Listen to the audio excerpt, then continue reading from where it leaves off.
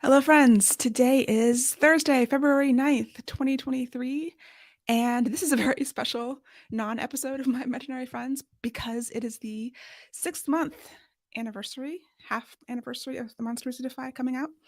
So I thought I would celebrate because it's Black History Month and there's so much history in the book. And I wanted to talk a little bit about some things. I talk a lot about history and inspiration about this book in interviews and podcasts and things like that. So I was going to try to say some things I haven't mentioned before. So if you have questions, please put them in the chat. Hopefully, I'll be able to see them through StreamYard. But yeah, I just wanted to go over some cool things that I found. There was so much history and so much research that I did and so much that I learned and tried to put in the book to make it as accurate as possible and as like rich as possible.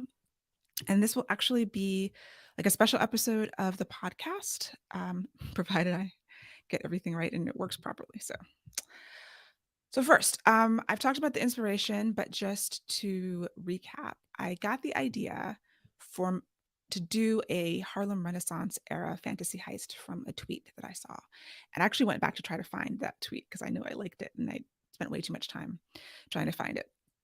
And it was 2020. I was finishing up Requiem of Silence, which was the fourth book of the Erisinger Chronicles, and ready to do something not a series, not epic fantasy, something in our world. And so this idea of Harlem Renaissance fantasy heist made a lot of sense. And of course, I love heists. I don't like who doesn't love heists. So that is the basic genesis of the background. And it was just an idea in search of a story. Sometimes story comes, stories come in various ways. Sometimes they do come with characters or just the story is baked in. This was actually the first time I think that an idea came to me with not much else attached to it. And that made it a little harder. And actually, that happened a lot. So I will probably be talking spoilers, but if you haven't read it, just be aware. So and we'll see if there are if it's if people haven't read it and are excited to. Um, that is awesome too, and I don't want to spoil it for you. But if there are any spoiler questions, I do want to talk about spoilers with anyone who is interested. So I see. Let's see. Shay with the hobbies. I can't wait to read this book. Heard great things. Thank you so much. I really appreciate that. Um, I hope that you enjoy it. So the main character, Clara Johnson, is based on a real person who I found through the research. So I had this idea in search of a story, and I went looking for it. And I started making a list of just Harlem Renaissance era stuff that I could put in this book. And like I had a list of like I wanted a Pullman porter, and I wanted a World War I veteran, and I wanted originally I wanted someone who was passing for white. I just thought of all the things that Black people were dealing with during that time, and that would be cool to have as characters. So that was kind of just the genesis of the brainstorming. And I actually had some books. It started with Oscar Micheaux, actually. Um, Oscar Micheaux was a Black filmmaker from the early 1900s, silent movies. He went into the talkies, and I had this other project that I was pitching about him. And because I was a film major at Howard, I was always interested. Like I fell in love with Oscar Micheaux and the idea of him in college when I learned about him for many reasons, like DIY. And he was like the original, hustler, selling his movies out of the back of his car. Basically, he drove his films all around the country himself. Anyway, so started doing research, found Carrie Johnson, who is the real life person who Clara is based off. So her name was Clara Johnson and her nickname was Carrie. And apparently she went by Carrie her whole life. So that's why I was a little nervous about taking a real person and fictionalizing them so heavily. And then we don't know that much about her other than the stories that are in the newspapers. So that's why I went with her given name, Clara, as opposed to calling her Carrie. And that was to create that separation. So, okay, one thing that I don't talk about a lot about Carrie, just to give you the basic backstory, if anyone doesn't know, She was 17 years old in 1919 during the riots of DC. I grew up in Maryland my whole life. I didn't know that there were riots in DC in 1919. But during those riots, she lived on G Street Northeast, and she someone was apparently shooting. So they were accused someone of shooting from the roof of one of the houses. So these police officers burst into her house. They burst into her bedroom, and she was armed. She shot back. So there were all these bullet holes. I think I put it in the author's note, but all these bullet holes in the door of her bedroom. She was shot in the thigh. Her father was shot also, but she killed a police officer. She was arrested, convicted of manslaughter, served a year and a half in jail, and then eventually was released when she was granted a new trial. And so, because they had initially not allowed her to plead self defense, right? And so, when the district attorney realized she could plead self defense at her second trial, he knew that she was going to get off. It was obviously self defense. So, she was let go. And she was 19 by this time. When she was arrested, and she was actually the only person convicted of a murder for these riots, when they didn't even know how many people died. There aren't really good records, but the fact that the 17-year-old young woman, for fighting back, uh, was the only person convicted, it's not really surprising. But yeah, she shot back, and I read that and I was like thinking Breonna Taylor. It was just, what could have happened in other circumstances when that happens. A, it's still happening 100 years later, and B, this woman sounds like a heroine of a book. Like, this is someone I want to know more about. So I dove deep into the rabbit hole of Carrie. And the other interesting thing is, so I'm trying to do these Black History Month history things, like on Instagram and TikTok. And so I posted some kind of tea, like it was like really messy. The messy thing about Carrie is that when she was in jail, the whole Black community rallied around her. They had fundraisers, they had, people were raising money and, trying to get her off, trying to pay for her lawyers and everything. So there was this social group. DC was very stratified. I do this in the book. There was a lot of colorism, but there was also a lot of just class differences. So, there were the upper class Washingtonians, and they had these social clubs. One of these social clubs is called the Pollyannas. And most of the time the paper bag test was in effect. So they were filled with a lot of light-skinned people, not exclusively, but there were richer people. So this group called the Pollyannas of young women got together and put on a fundraiser for Carrie's defense fund. And so they had this fashion show, and a young Duke Ellington actually painted the signs for this. There's a list of all the things that they were, like, I think it was an auction, or people were donating services and things like that. Had this fashion show, raised money for Carrie, for her defense fund, never gave her the money. So she gets out of jail and she sues them. And I I looked through all of the newspaper articles, because I found this just through looking, searching through newspaper articles from back in the day. And they had the lawsuit. It was like 1921 or 1922. And I was like, good for you. Like, sue them, get your money. What did they do with the money? I have no idea. Unfortunately, and I spent like days trying to find out the outcome of the lawsuit, and I could never find it. I think it's either just my research skills aren't up to par, or the one Black newspaper that was available, I think, at the Library of Congress website and like on newspapers.com, actually went out of business in 1921 or 22. So, and white newspapers weren't reporting on this. So I couldn't find out whether she won or if they settled or if she ever got her money. But I thought that was one of those things that is in the book. It's actually true. And I was researching the Pollyannas, and I actually used variations of the names of some of the real women who were in this group and who didn't give her her money, because that wasn't right. I love Shayna Small's audiobook narration. It's one of my favorite things ever. Like, as authors, we don't really get to choose. I actually did get a say in the narrator. They sent me some auditions. The first round of auditions I did not like. And so I was like, I need you to go back to the drawing board on this. The voice is really important. And yeah, so Shayna came through the process, and it was just amazing. So yeah, I think she did a fantastic job. I just couldn't have asked for anything more from that audiobook. It's amazing. And yeah, stealing that money was crazy. Oh, some other things that inspired the book. I have a playlist. I think it's on my website on Spotify of music that I was listening to because I don't really listen to music while I'm typing, while I'm writing, but when I get stuck, especially if I've created a playlist, it helps. I'm actually going through that right now, where the music just inspires me. And so one of the things that I put on the soundtrack is Cassandra Wilson's New Moon Daughter, like a bunch of songs from that album. That album came out when I was in high school. And there's a song called Solomon Sang, which was always a favorite of mine. And it's about King Solomon and the Queen of Sheba. And they play a role in this book. So I was looking for something for them to steal. I was having a heist. They needed to steal something. It was going to be something magical because it's fantasy. And I came to like the idea that it should be a ring. And then it was like, well, what is this ring? What does it do? Where did it come from? And I don't know, I don't remember all of the like how exactly I came to it, but from this playlist, from this song, listening to Solomon Sang by Cassandra Wilson over and over and over again, I was like, oh, wait, it's about strong Black women, it's about magical Black women.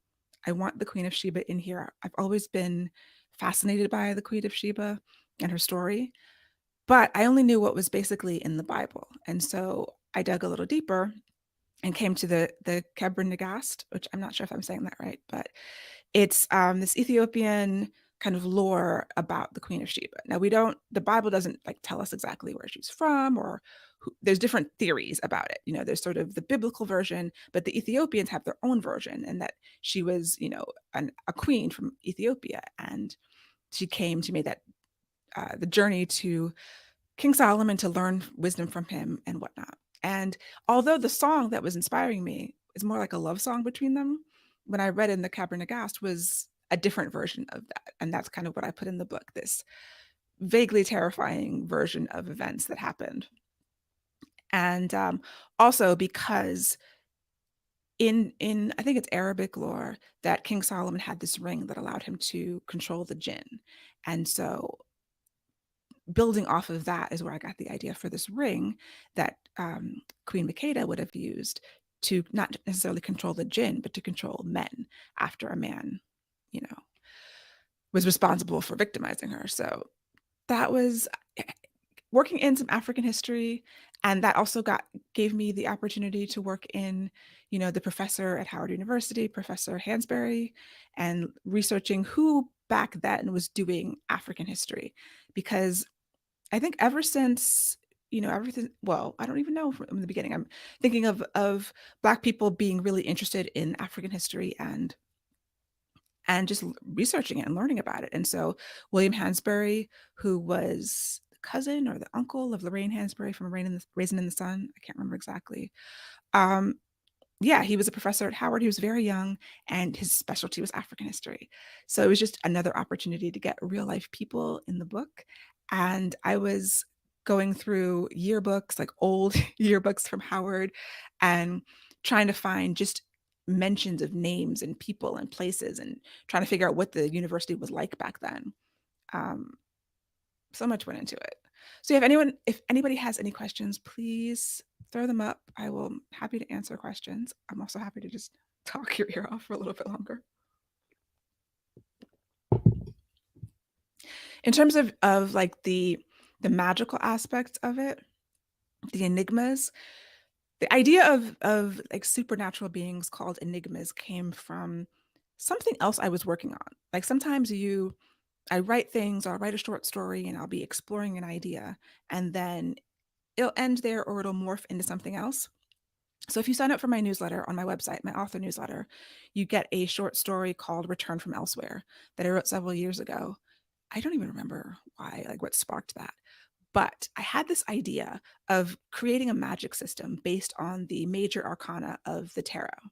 And so there were 22 of those, and each major arcana has its own deity. And so the Empress that's how the Empress came to be. She was originally part of that idea from a totally other magical world where I was dealing with fairies. And I have several short stories that are in versions of this world where elsewhere is this place where fairies and other magical beings live, and orishas and everything else.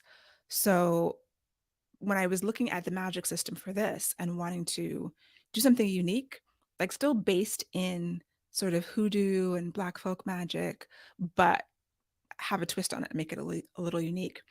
I went to that idea of elsewhere and the enigmas that I had in these short stories and changed them and sort of expanded upon that. So we have the Empress, who is Clara's spirit, who she's indebted to. The Man in Black. Hopefully, it's clear that he's based on, the idea that was it Robert Johnson? There was this blues musician who, it, kind of the mythology is that he sold his soul to the devil to be such a good guitarist, and he met him at the crossroads. I think maybe there's a song about that. And so you have this Man in Black who Israel is indebted to, and represents that idea of this mysterious being, but sort of crossed with Papa Legba, who is in that short story, and also is like a being that has like the top hat and is almost like a trickster. So I combined a little bit of that, and I was trying to just I was trying to just, yeah, come up with something different, and have these other enigmas.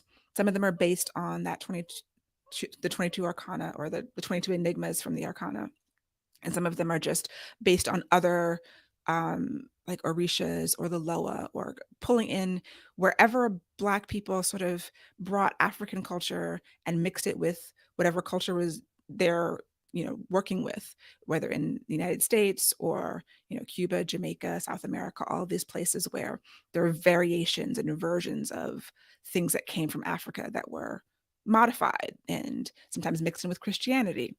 And that's kind of something I'm going to be dealing with in the next couple of books, just in different ways and sort of in different worlds. So I think I lost my train of thought, but yeah, the enigmas. Yeah, that's how they came to be.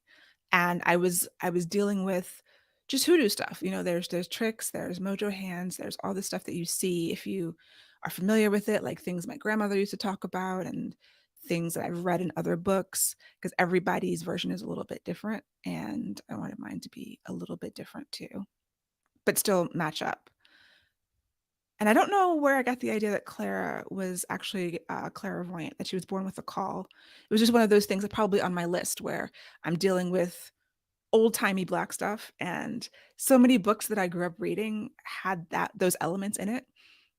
Another big inspiration that I talk about for this book is Mama Day by Gloria Naylor, and rereading that was actually the biggest inspiration for the voice of those interstitials, where I was trying to do like the voice of the city, like the voice of the ancestors of DC is telling you part of the story. That was the energy I was trying to to bring there. So there's a question: Mama Octavia was a funny character. Was she based off of anyone? Mama Octavia pulls a lot from my own grandmother. My mom's mom, she was born in Washington, D.C. No, was she? Yeah, she was born in D.C., I think. Now I've forgotten. But I think I put it in the author's note. But yeah, she grew up in D.C. I think her parents came from North Carolina. And my grandma was not like your typical stereotypical, like warm, fuzzy grandma. A lot of black grandmothers, I think, are not. She she would cuss. She burned food. She was not a good cook. I think I put that in there too from her. So just her attitude, her sort of energy, uh, I brought a lot of that into Mama Octavia, and maybe turned it up a few notches. But yeah, I my grandmother lived with us. She passed away when she was 92, so we had her for a long time, and she always had a lot to say. And she was always very silly. She was kind of no nonsense, but also very silly. Like she would call me up out of the blue and just ask about my bowel movements, like things like that. And she would start laughing just hysterically and then hang up on me. So she was just a unique, a unique lady. And I feel like, yeah, she was the grandmother I knew the most because she was closest to me. So I don't often base characters on real people. Usually they're like a combination. But now that I think about it, she is probably the closest, the most based off of anyone that I've written that's not little pieces here and there. There are some things that she says that I in the book that I just directly lifted from things my grandmother actually said.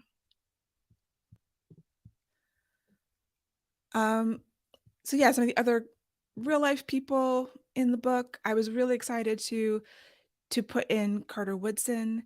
And when I realized that Langston Hughes had actually worked for Carter G. Woodson, who is the founder of Black Negro History Week, which became Black History Month, and he had the Association for the Study of Negro Life and History, and which was an organization that my grandfather was a member of.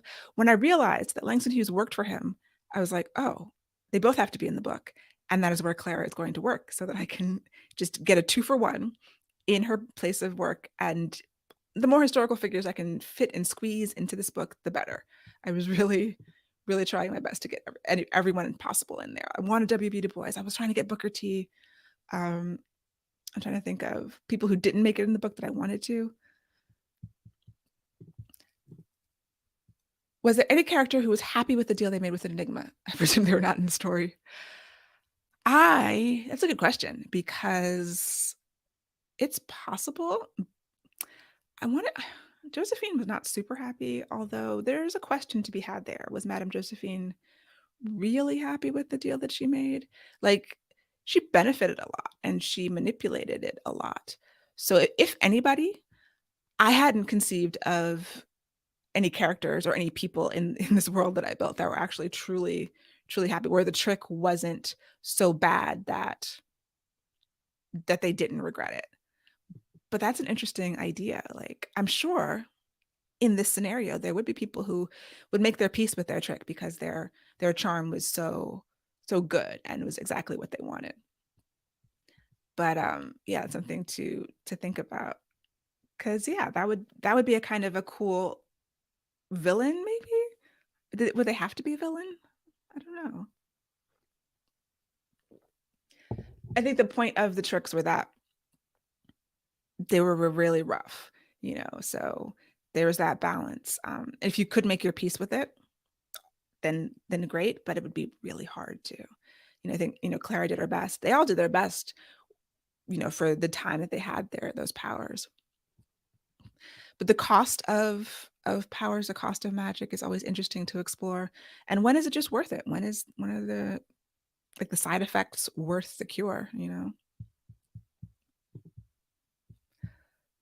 Oh, other possible titles for the book. I always brainstorm, well, not always, but I usually brainstorm a bunch of titles. Like for Song of Blood and Stone, my first book, I brainstormed over 100 titles, and I'm trying to have a file with like possible titles. There weren't that many for this one.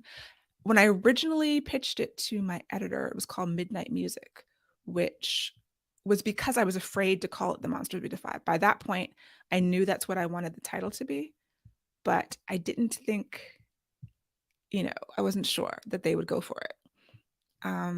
But things like The Ring of Makeda, The Destiny Thief, the Sheba Society, the Makeda Society, the Solomon Society, and then other poems. Against the Beating Sea. I don't remember what poem that's from.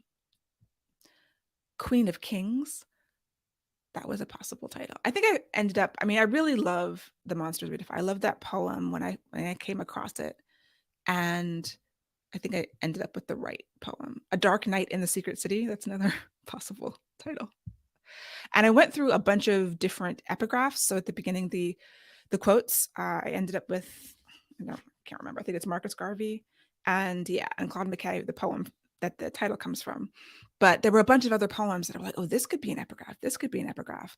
Because Harlem Renaissance, I was reading a lot of poetry from the era and just really being inspired by all of that.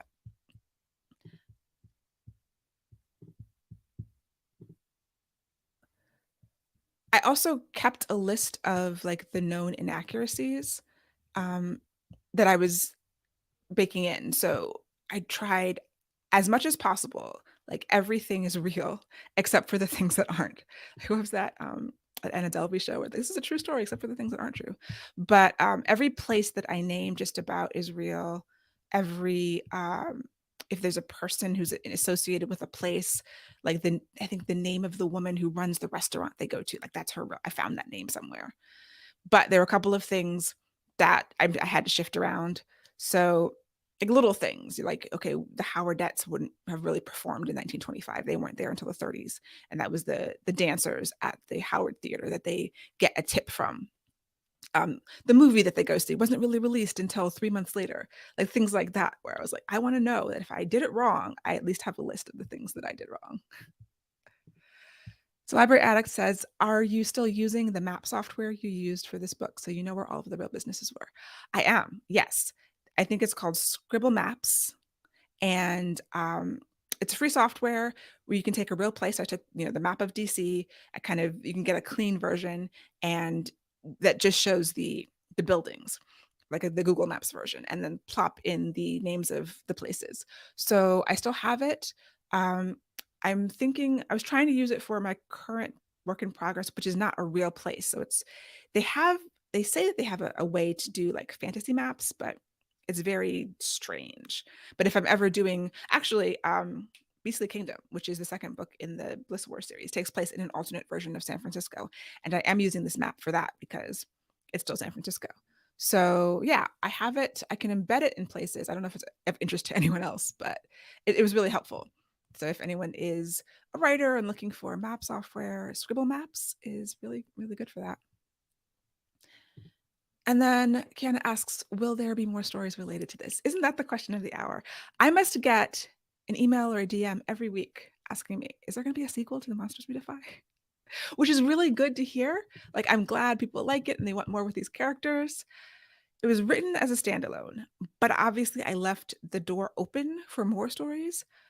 At the moment, I do not have more stories. Like, I wrote it saying, like, if I had to write a sequel, I have a few sentences, and there's obvious things that I kind of threads that are left open or windows that are left open. I think I closed the main door of the story. It's a satisfying ending, but Josephine's in the wind and Claire's got this ring, and it's there's things that can happen still, and I still love the characters.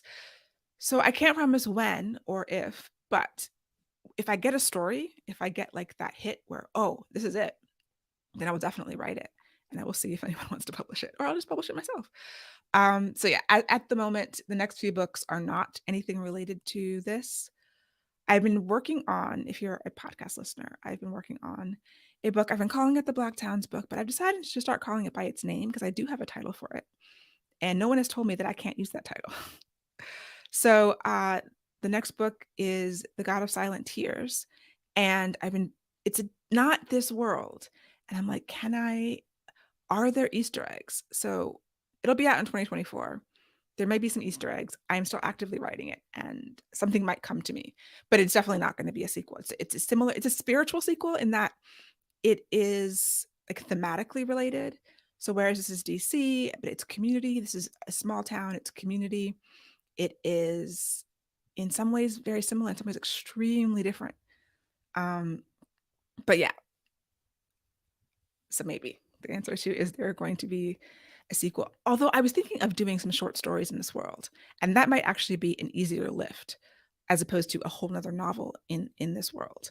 And once I finish the books that I'm contracted for, I will think about more short stories. So yeah, just stay tuned. That's all I can say. If the muse hits me and I get a Zelda story, like I really want to write a Zelda short story, that'd be cool.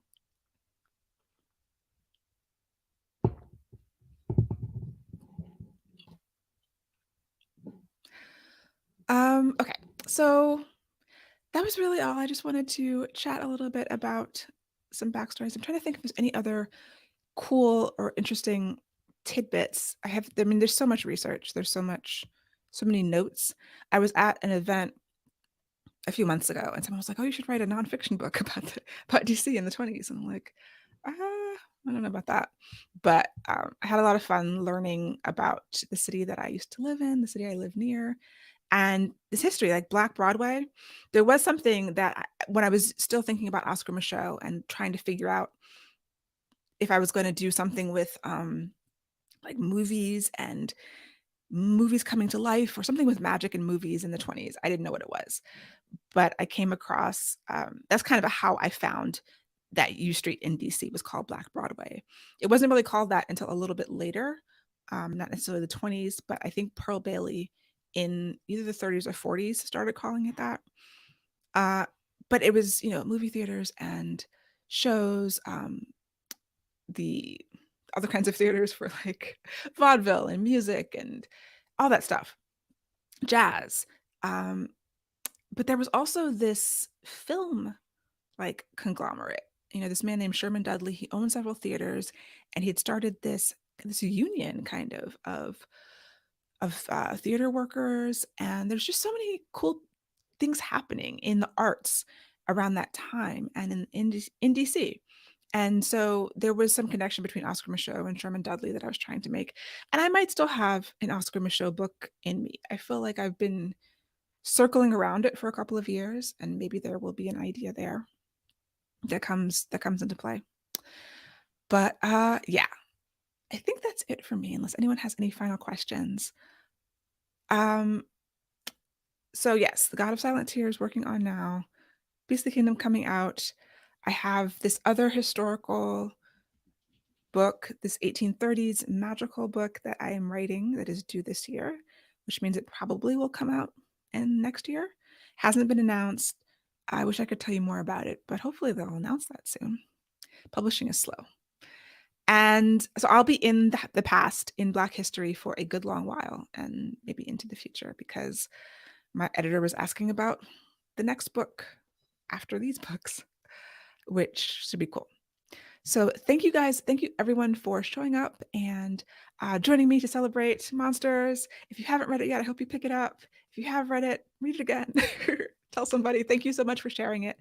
The reaction that this book has gotten has been amazing, and I'm really glad. I'm glad I got to dive into it and share Clara Johnson's story and the story of real DC and then fake DC and magical DC. So thanks a lot, everybody. I will post this on the feed. It'll be an extra special episode of My Imaginary Friends. Probably. All right. Take care and happy reading. Bye.